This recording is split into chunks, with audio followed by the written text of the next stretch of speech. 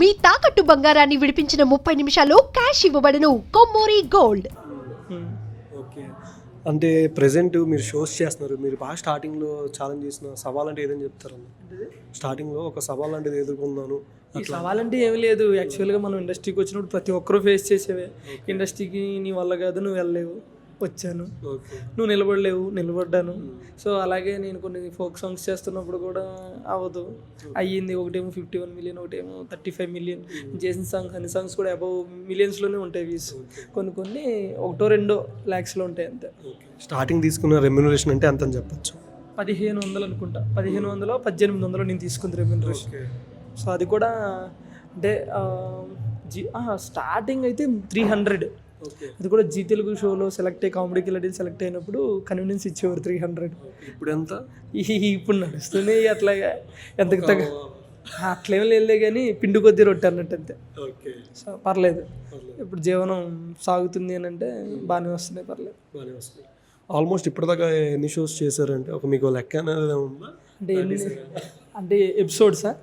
ఈ ఎపిసోడ్స్ అయితే చాలానే చేసాం. ఎందుకంటే శ్రీదేవి, జబర్దస్త్, పటాసు, పోవే పోరా, పిట్టగోడ, తర్వాత కామెడీ కిలాడీలు, ఈ నా తెలిసి లెక్క ఎన్ని ఉంటే అదే అన్న. ప్రతి ఒక్కటి కాంతారా, అంటే ప్రతి ఒక్క యాక్టర్ అవన్నీ లెక్క. మంచి ఇంపాక్ట్ అమ్మ అసలు కాంతారా చేసినప్పుడు అయితే నాకు కన్నడ పేపర్లో నా గురించి చేయడం ఏంటి, తర్వాత హీరో వాళ్ళ బ్రదర్ నా గురించి ట్వీట్ చేయడం ఏంటి, ఇక అవన్నీ అప్పుడప్పుడు ఒక్కోసారి తెలుసుకుంటే మిరాకిల్ అనిపిస్తూ ఉంటుంది అవన్నీ.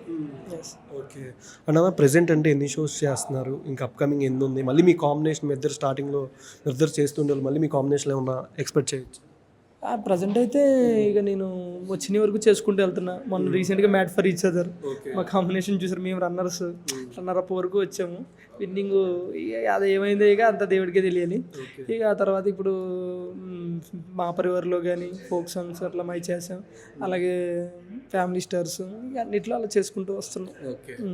ఎట్లా అనిపిస్తుంది అంటే బిగ్ బాస్కి ఏమైనా వెళ్ళేదేమన్నా? యాక్చువల్గా బిగ్ బాస్ కాల్ వచ్చింది, బట్ నాకు తెలిసి వెళ్తున్నానా లేదా అనేది సెప్టెంబర్ మంత్ వరకు ఆగితే తెలిసిపోద్ది.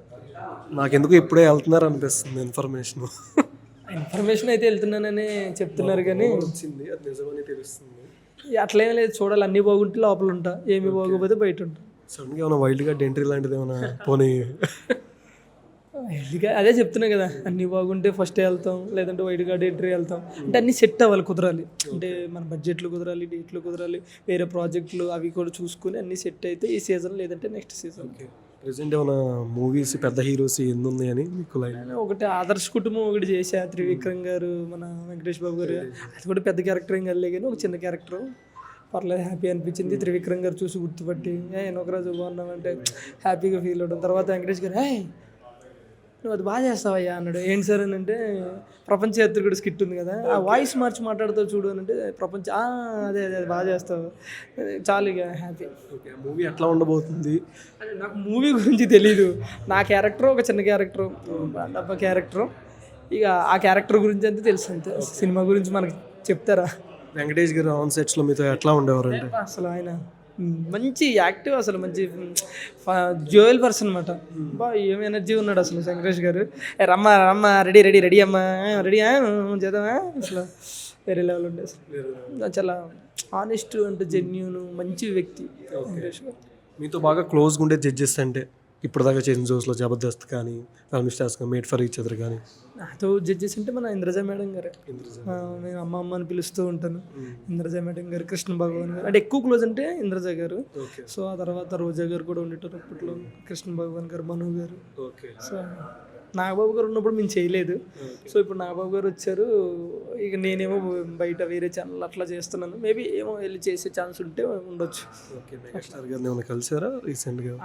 మెగాస్టార్ గారిని ఒకసారి ఇంటికి వెళ్ళి కలిసాము. సో ఇన్స్టాగ్రామ్లో నా ఫోటో అలా ట్యాగ్లోనే ఉంటుంది ఫస్ట్ ఎప్పుడును. ఎందుకో తెలీదు, మనం ఏమంటారో తిరుపతికి వెళ్ళినప్పుడు ఎంత హ్యాపీ ఫీల్ అవుతాం. అంటే కొన్ని చూసినప్పుడు మనకి తెలియని ఒక హ్యాపీనెస్ వస్తుంది కదా, అలాగే చిరంజీవి గారి దగ్గరికి వెళ్తే ఏదో తెలియని హ్యాపీనెస్. అండ్ ఫైనల్గా మీకు బాగా స్టార్టింగ్ నుంచి మీరు థ్యాంక్స్ చెప్పుకోవాలంటే స్పెషల్గా ఎవరికి చెప్పుకుంటారు? ఇక ఫైనల్గా థ్యాంక్స్ చెప్పుకోవాలంటే ఆడియన్స్కే చెప్తాను నేను. ఎందుకనంటే ఈరోజు ఇండస్ట్రీలో ఎవరు ఉన్నారన్నా అది కేవలం ఆడియన్స్ వల్ల.